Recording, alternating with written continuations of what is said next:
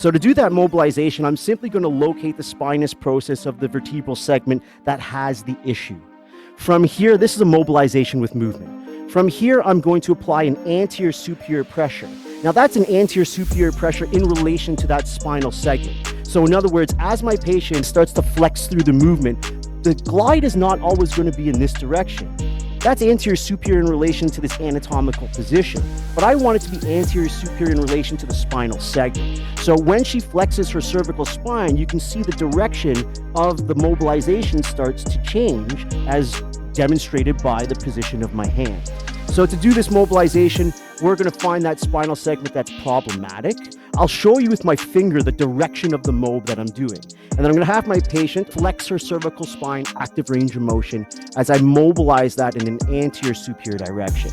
Now when she hits the peak of her natural free range of motion, she is going to now extend back into the neutral position. And I'm going to maintain that pressure of my mob. Notice the direction, how it changes as she comes back into extension.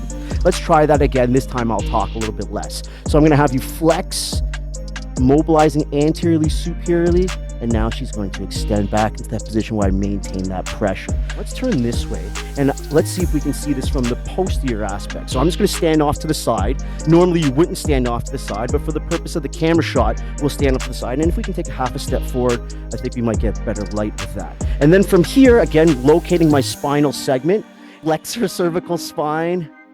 As I apply that anterior superior pressure, now she's going to extend back, and I maintain that pressure throughout. That pressure could have stayed oscillating or sustained.